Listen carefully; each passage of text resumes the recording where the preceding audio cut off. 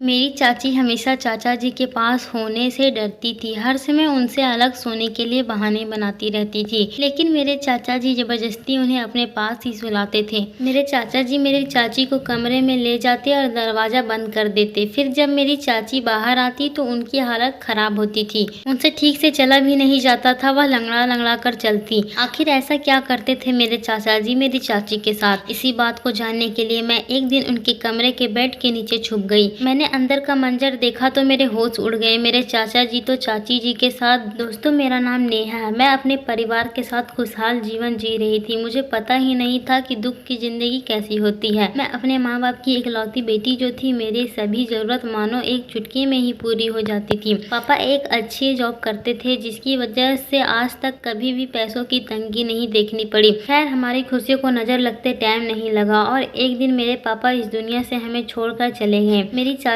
ने मुझे और माँ को संभाला। फिर एक दिन मेरी माँ किसी काम के लिए मार्केट गई हुई थी, लेकिन उस दिन क्या हुआ ऊपर वाला ही जाने। माँ घर लौटकर ही नहीं आई। मैं बिन माँ बाप के बेसहारा इस दुनिया में बिल्कुल अकेली पड़ गई। मेरे चाचा ही एक सहारा बचे थे जिन्होंने मुझे अपने पास रख लिया। मेरी माँ को चाचा जी हर एक जगह उनको तलाश किए, लेकिन कहीं कोई फायदा न हुआ। आखिर में थक हार कर हम लोगों ने इसे अपनी बुरी किस्मत समझकर स्वीकार कर लिया। खैर, अब होना क्या था, मैं अभी बिल्कुल छोटी सी उम्र की थी। सभी रिश्तेदारों के दबाव में आकर चाचा ने शादी कर ली, सिर्फ यही सोचकर कि चाची मेरा ख्याल रखेगी और मुझे कभी भी कोई कमी महसूस नहीं होने देगी, साथ ही इस घर को भी संभाल लेगी। मुझे बिल्कुल भी अंदाजा नहीं था क्या अगर चाची क्या होती है, लेकिन मेरे मन में कहीं न कहीं जो नहीं चाची को लेकर डर था वह बिल्कुल गलत था, क्योंकि मेरी चाची बहुत अच्छी थी और हर समय मेरा ख्याल रखती थी। मेरी छोटी बड़ी जरूरतों को पूरा करती थी। अक्सर उनमें मुझे मेरी माँ की ही झलक दिखाई देती थी। जिस तरह माँ मेरा हर समय ख्याल रखती थी, मेरे खाने पीने लेकर कपड़े और पढ़ाई तक का सारा जिम्मा उठा रही थी, वैसे ही चाची ने भी मेरी जिम्मेदारी उठा लिया था और जितना ही प्यार करती थी हमारे पूरे घर को इस तरह संभाल लिया था कि कभी माँ की कमी महसूस नहीं होने दी थी। खैर, ऐसे ही दिन निकलते गए। अब कुछ दिनों बाद मुझे बहुत ही अजीब सा लगने लगा था। चाची हर समय मेरे साथ ही चिपकी रहती। जब कभी चाचा जी के कमरे में जाने की बात आती तो घबरा सी जाती। जब शाम को चाचा जी उन्हें कहते कि चलो कमरे में चलते हैं, तभी चाची मना कर देती थी और उनके साथ जाने से घबराने लगती। कभी कभार तो वह इस तरह बहाना भी बना देती कि नेहा की तबीयत खराब है, इसलिए मुझे यहीं उसके साथ रहने दीजिए। लेकिन मेरी तो तबीयत बिल्कुल ठीक ठाक होती थी, लेकिन मुझे समझ में नहीं आ रहा था कि चाची ऐसे बहाने क्यों बना रही है और वह चाचा जी के साथ उनके कमरे में जाने से इतना क्यों हिचकिचा रही है। आखिर बात क्या है? लेकिन मैं ज्यादा ध्यान न देते हुए चाची की बात को मान लेती और चाचा से कह देती कि हाँ चाचा जी, मेरी तबीयत कुछ ठीक नहीं है, इसलिए चाची मेरे पास ही सोना चाहती है कि रात में अगर मुझे किसी चीज की जरूरत हो तो वह मुझे लाकर दे दे। भी चाचा कहते हैं ठीक है, लेकिन चाचा कहाँ सोने वाले थे, कमरे से बाहर ही बैठे रहते। मुझे नींद आ जाती तो वह चाची को अपने साथ ले जाते और उसके बाद मुझे पता ही नहीं कि उनके साथ क्या होता था। खैर, जब मैं उठकर देखती और चाची जब कमरे से बाहर आती, उनकी हालत खराब होती थी। उनके बाल भी बिखरे हुए होते थे और वह लंगड़ा कर चल रही होती है, मानो उसे पूरी रात किसी ने पीटा हो और उनकी आंखें पूरी तरह सूजी हुई थी, जैसे कि उन्हें किसी ने रुलाया हो। पीछे पीछे जब चाचा जी आते तो उनका भी व्यवहार बहुत ही अजीब होता था। वह इस तरह चाची के ऊपर रौब जमाते थे जिस तरह किसी नौकरानी पर जमाते हो। हर अपने छोटे बड़े कामों को कहने के लिए वह प्यार से नहीं बल्कि नफरत से बोलते थे और ऊंची आवाज में चाची से हर समय बेरुखी सी बात करने लगते थे। मुझे यह सब बहुत ही अजीब लगने लगा था। अब तो मुझे अपने चाचा से डर लगने लगा था कि कहीं चाचा मेरे साथ भी ऐसा व्यवहार तो नहीं करने लगेंगे। जब तक मेरी माँ जिंदा थी तब तक चाचा जी बहुत अच्छे इंसान थे, लेकिन जब से नई चाची आई है उससे चाचा जी का व्यवहार इस तरह बदल गया है कि सब कुछ समझ से बाहर हो गया था।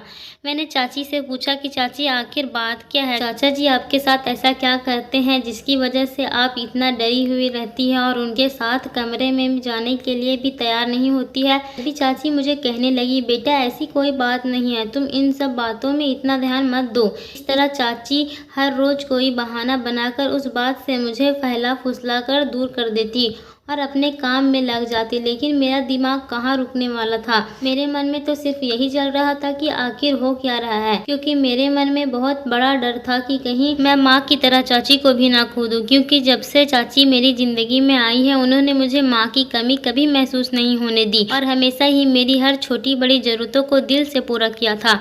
इसलिए मुझे उनकी दिन रात फिक्र रहती थी। लेकिन अब तो चाची दिन ब दिन दुबली पतली होते हुए नजर आ रही थी। मुझे नहीं पता चल रहा था कि आखिर उनके मन में क्या है, आखिर क्या परेशानी है जो उन्हें खाए जा रही है। और चाचा जी भी उनकी खैर खबर नहीं लेते थे। वो चाची के ऊपर एक नौकरानी की तरह रौब जमाते और रात को उन्हें जबरदस्ती अपने कमरे में ले जाते।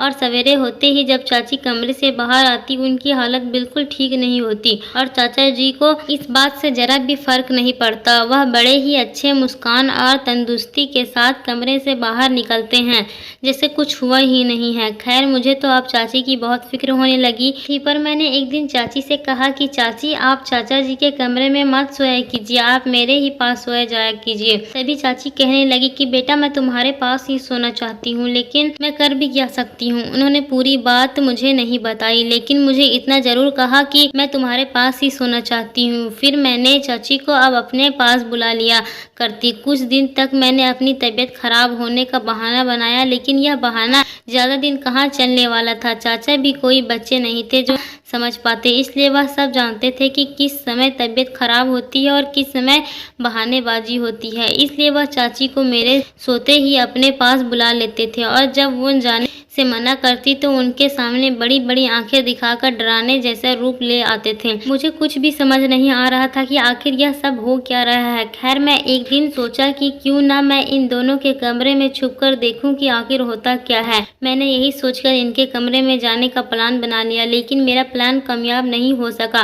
क्योंकि अक्सर चाचा जी सोने से पहले मुझे कमरे में पूरी तरह से देखभाल करके जाते थे। फिर मुझे डर था कि अगर चाचा जी मुझे संभालने के लिए कमरे में आए और मैं वहाँ नहीं हुई तो सबके सामने सच आ जाएगा कि मैं उनके कमरे में छुपी हुई हूँ। इसलिए मैंने कमरे में जाने का प्लान कैंसिल कर दिया और सोचा कि खिड़की से झांककर मैं देखूंगी क्या आखिर इनके साथ होता क्या है। रात को जैसे ही चाचा जी और चाची कमरे में चले गए तो मैं उनके कमरे की खिड़की के पास जाकर खड़ी हो गई। खिड़की हल्का सा खुला था, जिस वजह से मैंने उसे थोड़ा सा और खोलकर देखने लगी। उसके बाद जो मैंने देखा, उसे देखते ही तो मेरे पैरों तले से जमीन निकल गई। मैंने देखा कि चाचा जी अपने घुटनों के बल जमीन पर बैठे हैं और चाची उनकी गर्दन के ऊपर अपना पैर रखे हुए खड़ी है। मेरे तो कुछ समझ में नहीं आ रहा था कि मेरी चाची इतनी भोली भाली और सरल स्वभाव की मेरे चाचा जी के साथ ऐसा क्यों कर रही है।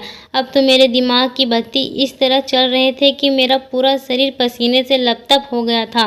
मुझे बिल्कुल भी समझ नहीं आ रहा था कि ये पूरा दिन चाचा के साथ ऐसा व्यवहार करने वाले चाचा जी और इतने ग्रुप स्वभाव वाले गुस्से वाले चाचा जी इनके सामने इस तरह घुटना के बल क्यों बैठे हैं, और जो इतनी सरल और साधारण चाची जिनके मुंह में जबान तक नहीं थी, वह चाचा जी के साथ ऐसा कैसे कर सकती है। खैर मैं वहीं पर उनकी बातें सुन रही थी। चाची किसी बात को लेकर चाचा जी को डरा रही थी और चाचा की आंखों में आंसू आ रहे थे। मेरी तो हालत खराब हो रही थी कि आखिर ये कर क्या रहे हैं और चाची का ऐसा रूप मैंने आज तक नहीं देखा था। तभी मैं अचानक देखती हूँ कि पीछे के दरवाजे से कोई आदमी अंदर आता है। बड़ी बड़ी मूंछों वाला काले रंग का आदमी। उसे आज तक मैंने पहले कभी नहीं देखा था। उसे अंदर आते देख मैं पूरी तरह घबरा गई। मेरी बिल्कुल भी समझ में नहीं आ रहा था कि ये आदमी कौन था और किस नियत से यहाँ आया था। अब तो मुझे और घबराहट होने लगी। तभी मुझसे रहा नहीं गया और मैं झट से अपने कमरे के अंदर चली गई। मुझे वहाँ अचानक देखकर वो लोग घबरा गए। मेरी चाची मेरी तरफ आई और बोली कि बेटा तुम यहाँ सब खैर है ना। तभी मैं गुस्से से बोली कि झूठा नाटक बंद कीजिए, मैं आपको पहले खिड़की से देख चुकी हूँ। तभी वह कहने लगी कि अगर तुम्हें पता चल ही गया है आगे भी सुन लो। वो कहने लगी कि मैं एक लुटेरी हूँ। यह जो आदमी खड़ा है वह मेरा पति है। हम लोगों को बहला फुसला कर शिकार बनाते हैं। मैं पहले अमीर आदमी को देखकर उससे शादी करती हूँ और फिर हम दोनों लूटकर फरार हो जाते हैं। वह कहने लगी कि जब मुझे पता चला कि तुम्हारे बाप ने अपने छोटे भाई को अपना कारोबार सारा सौंप दिया है, जितने भी बैंक बैलेंस है सब तेरे ये चाचा संभालते हैं, तो मैंने इससे शादी करने का प्लान किया। लेकिन इससे शादी करके पता चला कि तेरे बाप ने सारा जमीन जायदाद तुम्हारे नाम है। तो मैं इसे डराने धमकाने लगे कि वह तुम्हें कुछ भी न बताए। मैं तुम्हारे सामने नाटक करने लगी। रोज सुबह जब कमरे से बाहर निकलती तो अपना हुलिया बिगाड़ लेती और आंखों में दवाई डालकर उन्हें सुलझा लेती ताकि सबको लगे कि मैं रात भर रोई हूँ। मैंने उनसे पूछा कि इसमें इतना नाटक करने वाली बात क्या थी। तभी वह कहने लगी कि मैं तुम्हारे सामने भोली बन के रहना चाहती थी ताकि तू अपने नाम की सारी जायदाद मेरे नाम कर दो, और तुम्हारे चाचा जी को भी धमकी देने लगी कि अगर उसने तुम्हें कुछ बताया तो मैं तुम्हें जान से मार दूंगी, और उसे बुरा बनने का नाटक करवाने लगी ताकि तुम्हारे मन में उनके लिए नफरत हो जाए। लेकिन तुम्हें पता नहीं कहाँ से तुम्हें यह सब का ख्याल आया कि तुमने यहाँ आकर पूरा प्लान चौपट कर दिया। अब तो मेरी हालत खराब हो गई थी, मेरे पैर कांप रहे थे। जिस औरत को मैंने अपनी चाची माना उसी ने ऐसा खेल खेला। तभी वो औरत उस आदमी के हाथ से कुछ कागज लेकर आती और मुझसे कहती कि इन पर साइन कर दो वरना मैं तुम्हारे चाचा जी को मार दूंगी। मेरा मन बहुत घबराने लगा। फिक्र के मारे मेरा मुंह सूख गए चुका था। मैं अपने पापा की मेहनत की कमाई ऐसे किसी के हाथों में नहीं दे सकती थी, लेकिन दूसरी तरफ अपने चाचा जी को किसी मुसीबत में भी नहीं डाल सकती थी। अब साइन करने के अलावा मेरे पास कोई चारा नहीं था। तभी वो आदमी मेरी तरफ बढ़ने लगा और आकर मेरे हाथ को जकड़ कर पकड़ लिया और कहा कि आराम से बोल रहे हैं तो समझ में नहीं आ रहा है क्या साइन करती है या नहीं।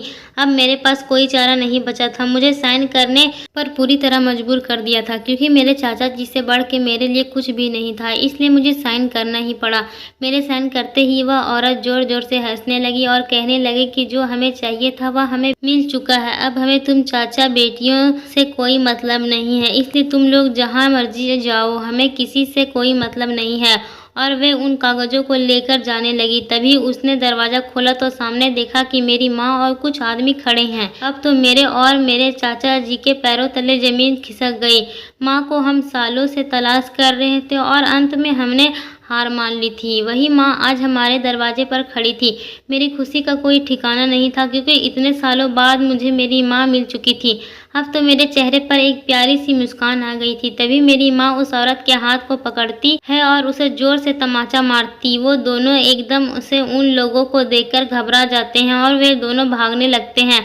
तभी उन आदमियों ने उन्हें पकड़ लिया। मेरी माँ कहने लगी कि दरअसल कुछ साल पहले जब मैं मार्केट गई थी तो मेरे एक एक्सीडेंट में सिर में गंभीर चोटें आने की वजह से मैं कोमा में चली गई थी। तभी वहाँ पास में बने एक गांव में एक औरत मुझे अपने साथ लेकर गई और मेरा इलाज शुरू कर दिया। दरअसल मुझे कुछ दिनों पहले ही होश आया और मेरी याददाश्त वापस आई तो मैंने अपने घर का पता उस भारत को बताया और वो मुझे यहाँ छोड़कर गई। जब मैं तुम लोगों को सरप्राइज देने के लिए घर में आई तो मैंने आप लोगों की जोर जोर की आवाज़ें सुनी। जब मैंने खिड़की से झाँक कर देखा तो यह औरत आप लोगों से ज़बरदस्ती साइन करवा रही थी और अपने लुटेरे होने का राज बता रही थी। तभी मैं जल्दी से जाकर पड़ोसियों को बुला लाई और सब लोग यहाँ बाहर आकर खड़े हो गए। अब तो मेरे और मेरे चाचा जी की खुशी का ठिकाना नहीं था क्योंकि आखिर में वह लुटेरी दुल्हन पकड़ी गई थी। हम लोगों ने तो पूरी तरह उम्मीद खो रखी थी। ये लोग अब हमारी सारी मेहनत की कमाई लेकर जाने वाले थे।